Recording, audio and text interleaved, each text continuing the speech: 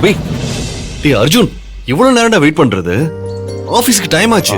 அபி, அம்மா ஃபோன் பண்ணாங்கடா. அர்ஜென்ட்டா ஒருத்தங்களுக்கு ஏபி நெகட்டிவ் பிளட் தேவைப்படுதான்.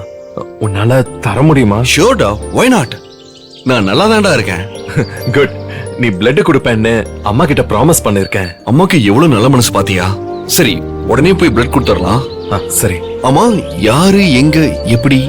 அதெல்லாம் போன்ல டீடைல்ஸ் வரும். மத்ததெல்லாம் போற வழியில பேசிக்கலாம். இப்ப கிளம்பலாமா? சரி வா.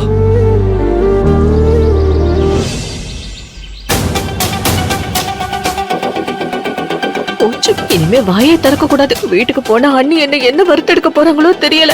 கடவுளே.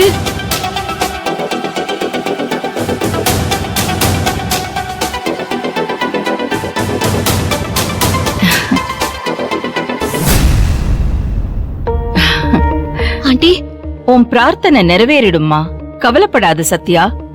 ஆண்டி, நான் அபிய பிளட் கொடுக்க சொல்லி அர்ஜுன் கிட்ட போன் பண்ணி சொல்லிட்டேம்மா. இந்நேரம் 2 பேரும் கிளம்பி போயிருப்பாங்க. ரொம்ப சந்தோஷம் ஆண்டி.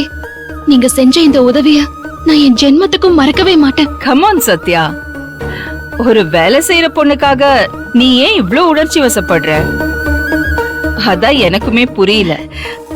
ஆமா ஆமா, நான் உன்னை கேட்டனா?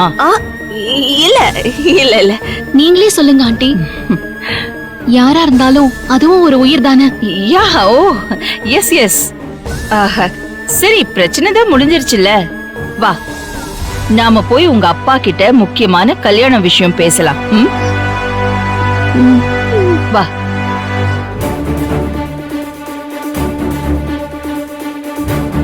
தேவிக்கு ரத்தம் கொடுத்து அந்த குழந்தையை காப்பாத்த போறதே அபிதான். என்ன விதி இது கடவுளே. சத்யா, வாமா. இதோ வந்துட்டேன் ஆண்டி.